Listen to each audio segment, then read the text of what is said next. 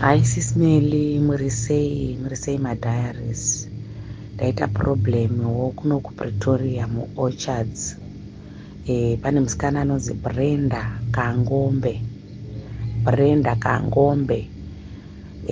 Musikana uyoyo aigara nebrother yedu kuOrchards.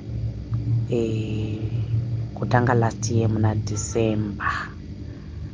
Vanga vachigarisana zvekuchaya mapoto zviya, planning to get married this December. So nezuro vakabuda neSaturday, zuro Saturday vakabuda vakaenda kunoita zvavaita because vaigadzirira kuenda kuZimbabwe. Pavazodzoka manheru, vachidzoka manheru vakasvika musikana atora hembe dzake dzese aienda atiza, atora futi mari yanga iri musefa. Mari iyo yanga iri 55,000 rands to 70,000. Havachazivi actual figure yekuti yanga yadarika 55 ichienda pamari, because munhu aita akaita madhiro wangu yawakanda, but mari yavanga vachinyatsikuziva is 55,000 rands nema-US dollars avanga vachikanda imomo. So wakafonera musikana foni isingaiti, but musikana ane masim card ari kushandisa achingosenda mamessages.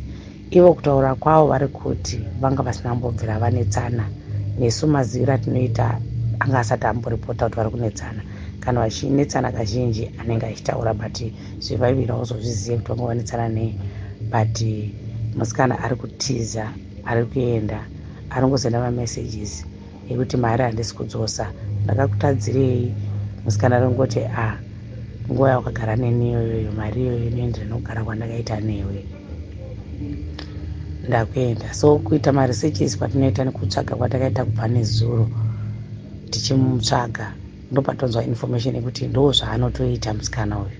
Anototi akadanana nemukomana, omuvha in mumba memukomana, and then oba otiza.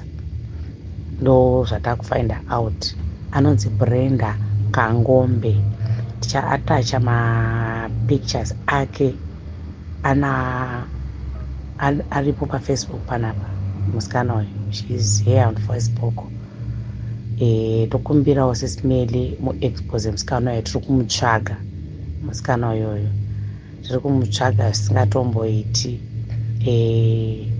Anenge amuwana pane reward ye5,000 rands cash. Anenge ane lead yekuti ataura kuti ari pakati, toenda ipapo tomubata tomuwana, 5,000 rands cash inouya ipapo kana tabata Brenda uyu. Whether mari anenge ashandisa, whether tiri kumubata asina mari, kana kuti chii chatiri kuda munhu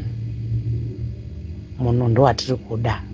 Brenda Kangombe uyu ndo watiri kutsvaga. Chakanda mapictures ake, tokumbirawo please, because this my brother was preparing kuenda kuZimbabwe nezuro. Aifanira kutosimuka manheru iwawo kuenda kuZimbabwe. Saka musikana akaziva kuti achienda kuZimbabwe obviously achatora mari oenda kuZimbabwe. Saka aimirira kuti mari iunganidzwe, pese pavanenge vachiunganidza mari vachironga zvavari kuronga kunoita kuZimbabwe, akati regai ichitora mari, ndo right time yekutora mari nditize.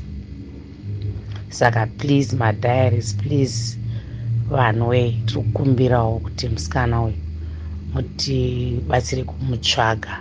Haazi munhu mukuru stere, she is a mother of two. Anobva kumasaidi rekumarondera, and my brother vari kuti vanotoziva futi dzimwe hama dzacho, like masisters ake vanotomaziva, vaitomboenda mumba kwavo. Munhu anga akuzikanwa nehama dzakati kuti, achitotaura nemaparents ake. So yanga iri relationship yekuti they were planning to get married this December, kundobuda in fact this December.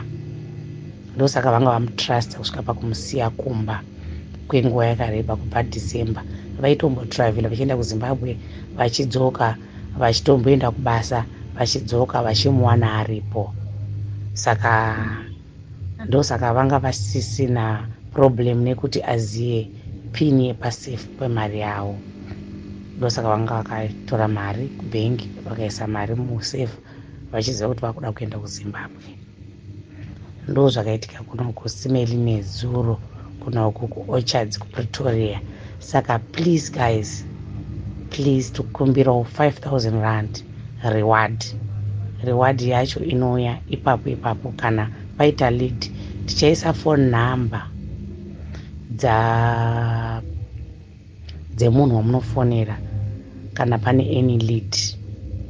Brenda uyu anoratidza kuti achiri muno muSouth Africa, haana kumboenda kuZimbabwe, hakuna nyika yakaenda, ari muno because ari kushandisa masim card yemunomu kusenda matext messages nekufona. Saka she is still around, ari munomu. Ndofunga akangochinja nzvimbo kubva mupretoria kuenda somewhere, kana kuti ari muno mupretoria akawanda hatisi kuziya. Tiri kukumbirawo lead, regai nditumire mapictures. Thank you so much madiaries, thank you so much everyone. Anenge anida zvanoda kubvunzisisa anotaura mucomment section, inini ndichapinda mucomment section ndichipindura vanhu vanenge vane mibvunzo dzavanenge vachida kubvunza kuti paite lead yekuti tomuwana kupi. Thank you so much. Thank you Sis Meli. Thank you my diaries.